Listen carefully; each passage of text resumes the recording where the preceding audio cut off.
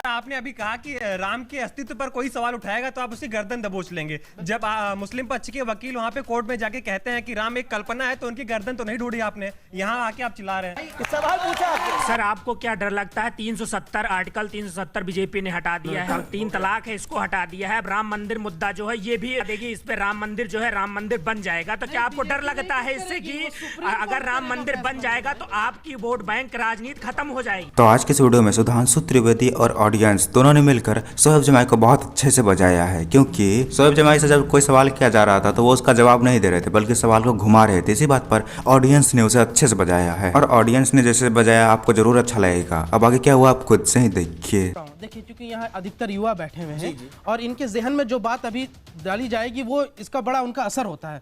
क्योंकि भारतीय जनता पार्टी ने इनके दिमाग में डाला है कि मुसलमान हिंदुओं के खिलाफ हैं, मुसलमान भगवान राम के खिलाफ है। फिर बोलिए इस बात के अंदर जनता के सामने आज आप राम मंदिर का जनता के सामने बोलिए ना, जनता के सामने बोलिए कि राम मंदिर के वजूद पे कोई सवाल नहीं है। राम मंदिर वहाँ था, है और रहेगा। बोलिए ना। गलत बात क्या? गलत बात? मैं भगवान राम के वजूद के सवाल कर रहा हूँ, राम मंदिर के वजूद की बात है। मैं भगवान राम के वजूद पे कोई सवाल नहीं उठा रहा हूं, किसी को उठाने का। आप अपनी चाल में फंस गए। बिल्कुल नहीं फंसा हूं, इसलिए मैं कह रहा हूं कि भारतीय जनता पार्टी अब धर्म की ठेकेदारी बंद कर दे। सवाल पूछने की ठेकेदारी बंद कर दे। सवाल तैयार रखिए, बोलिए क्या सवाल है? तो युवाओं का बहुत जो है। सर आपने अभी कहा कि राम के अस्तित्व पर कोई सवाल उठाएगा तो आप उसकी गर्दन दबोच लेंगे। जब मुस्लिम पक्ष के वकील वहां पे कोर्ट में जाके कहते हैं कि राम एक कल्पना है तो उनकी गर्दन तो नहीं ढूंढी आपने, यहाँ आके आप चिल्ला रहे हैं। भाई सवाल पूछा आपने। जी। कांग्रेस से मेरा प्रवक्ता से है सवाल ये, सर आपको क्या डर लगता है? 370 आर्टिकल 370 बीजेपी ने हटा दिया है और ये क्या कहते हैं जो 3 तलाक है इसको हटा दिया है। अब राम मंदिर मुद्दा जो है ये भी बीजेपी गवर्नमेंट ये भी हटा देगी, इस पे राम मंदिर जो है राम मंदिर बन जाएगा। तो क्या आपको डर लगता है इससे कि अगर राम मंदिर बन जाएगा तो आपकी वोट बैंक राजनीति खत्म हो जाएगी? जवाब शोएब जवाब। मेरे भाई, इसमें भारतीय जनता पार्टी कुछ नहीं करेगी, सुप्रीम कोर्ट फैसला देगा। अमीश भाई, आप धमकी दे रहे हैं। आप ये जोक ऑफ द डे हो सकता जी।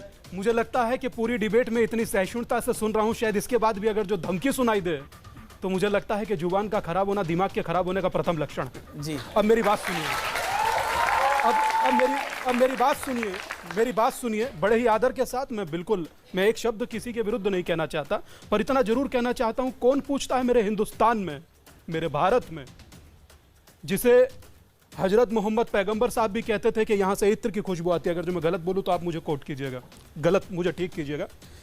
जिस देश से इत्र की खुशबू आती है उस देश के वजूद से कौन पूछता है कि राजा दशरथ के 10,000 कमरे थे, कौन से कमरे में जन्मे?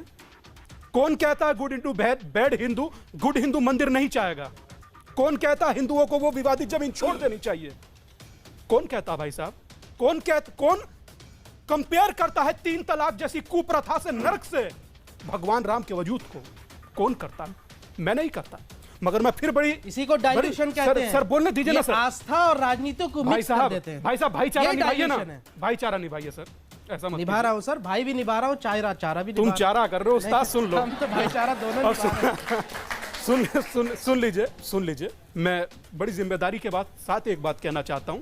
इस बार भारत निसंदेह आशावान सदा से रहा है, सहिष्णु कौम है। इसका अर्थ यह नहीं कि ये कमजोर, सर बोलने दीजिए, कमजोर कौम है। शोएब जमाई बना ही है सबसे बचने के लिए, इसलिए वो हर डिबेट में आता है और अपना बेइज्जती करा कर जाता है।